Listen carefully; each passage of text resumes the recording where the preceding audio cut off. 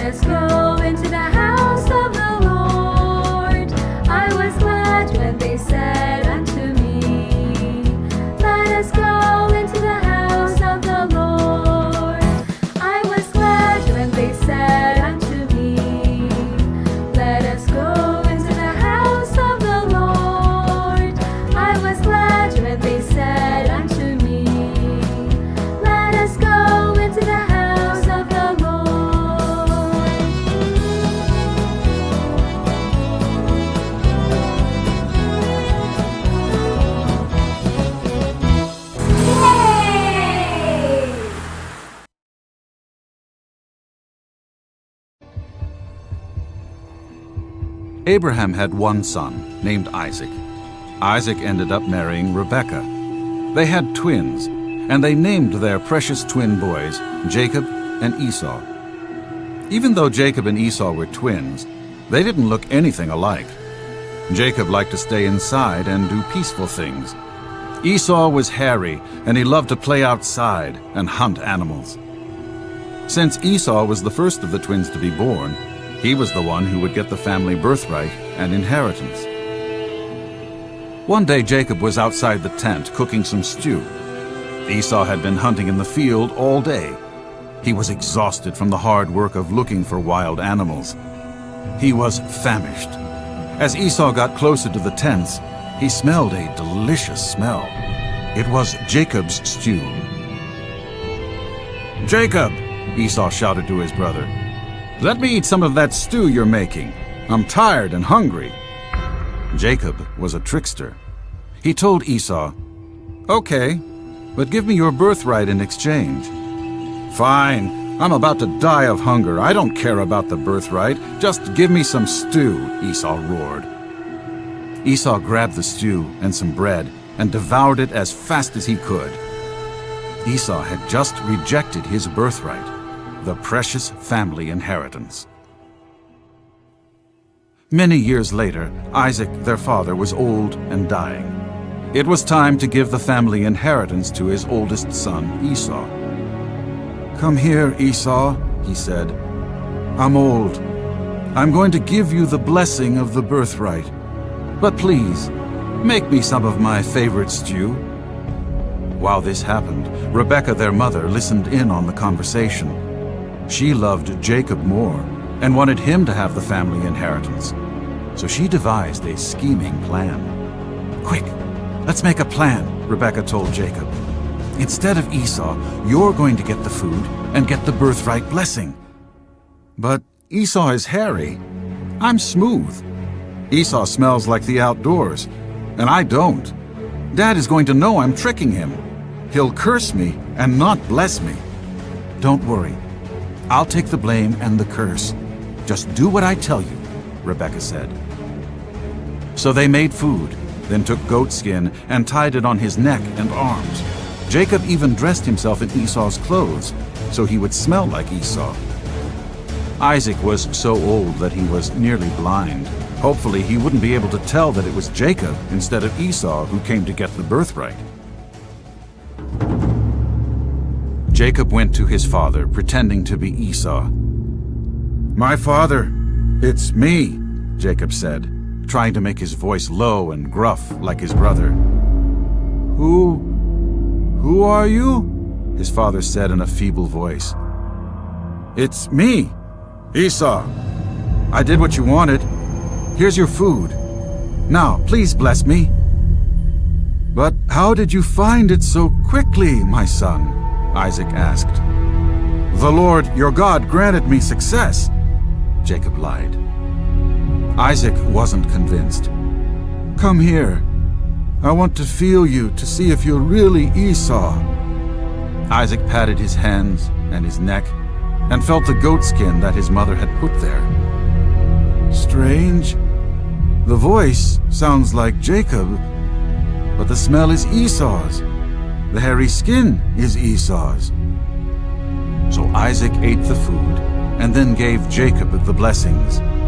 "Let people serve you, and nations bow down to you. Be Lord over your brothers." There and then, Isaac gave Jacob the inheritance and blessing of the firstborn, just as Rebekah planned. Hours later, Esau returned from the hunt and prepared his father's favorite stew. He came into the tent and gave his father the stew, waiting for Isaac to bless him. "What? Who are you?" Isaac asked in trembling confusion. "Your firstborn son Esau, of course," Esau replied. "No. Oh, no!"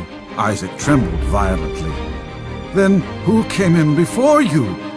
I blessed him instead of you. He got the firstborn blessing." Esau hated Jacob. He had been robbed of his blessing, his whole life's reward for being the first son of his father. It was time for Jacob to get out of town because Esau wanted to kill him. Lying and tricking people always creates problems. What Jacob and Rebekah did was very wrong. Jacob would pay the consequences of his actions.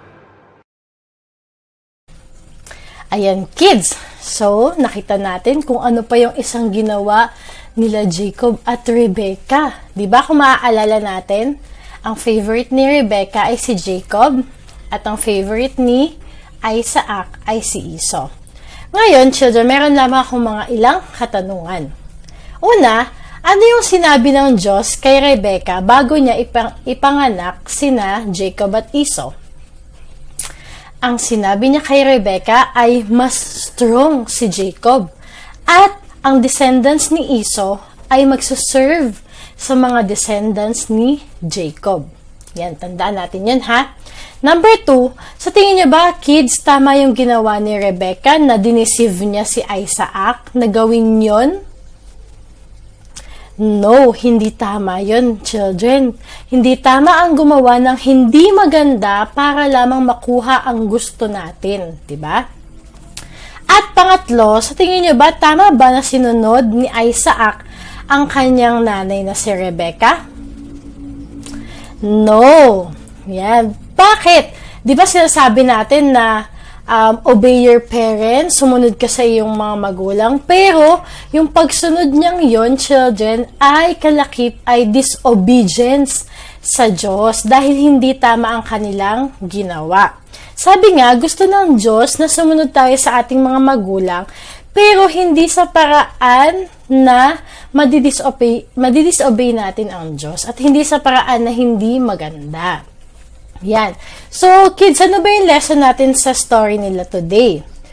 So, di ba minsan, kids, meron tayong mga pinapanalangin or meron tayong hiling kala mama at papa na gusto natin ay makukuha natin agad. Halimbawa, mama, gusto ko sa birthday ko ng bike. Kaya, mama, gusto ko sa birthday ko ng magandang face mask. yung cool, di ba? Pero minsan ay hindi ito agad-agad na ibibigay. Do you think tama yun na pag may gusto tayo, gusto agad natin na ibibigay? Syempre hindi. Bakit? Dahil God is telling us that there is always a perfect timing for everything, children. Yung mga blessing na nais na ibigay sa atin ay darating yan in His perfect timing. Kaya doon sa story nila Rebecca, no, naging impatient si Rebecca, yung nanay nila, sa paghahantay sa magiging blessing ni Jacob. Kaya, hindi naging maganda yung desisyon niya sa paggawa sa mga ginawa niya upang makuha lang yung blessing ng kanyang tatay, di ba? Kaya tayo kids, dapat ay matuto tayong maghintay sa tamang oras na inilaan sa atin ng Diyos. Ayan, at para naman sa ating memory verse, ito ay matatagpuan sa Leviticus chapter 19 verse 1. Do not steal, cheat, or lie. Again, Leviticus chapter 19 verse 11. Do not steal, cheat, or lie. Yan, wag tayong mag-cheat, wag tayong maglalay, sabi. 'Di ba? Nasa Bible 'yon, kids. Yan. At para naman sa ating art activity, pwede nyong gayahin yung ipopost kong picture. Kayo ay idodrawing nyo lamang si Jacob. Si Jacob ay merong smooth na skin at si Esau ay mabalahibo. So, pwede nyo silang i-drawing dahil different talaga yung kanilang pagkakakilanlan. Ayan. So, kids, meron na naman tayo natutunan sa ating story for today. So, bago tayo magtapos, tayo muna ay mag-pray. Jesus, marami pong salamat sa lesson namin today. Salamat po dahil pinaalala niyo po sa amin na there is always a perfect timing para sa iyong mga ikakaloob sa amin. At thank you po sa pag-remind sa amin na hindi po maganda mag-steal, mag-cheat at mag-lie. Sana po ay may sa puso po namin ang aming lesson for today at may share din po namin ito sa aming pong mga kaibigan at mga kaklase. Ingatan nyo nga po kami sa buong maghapon na ito. Salamat po. Ito pong aming panalangin sa pangalan ni Jesus. Amen. So, kids, see you next Saturday! God bless!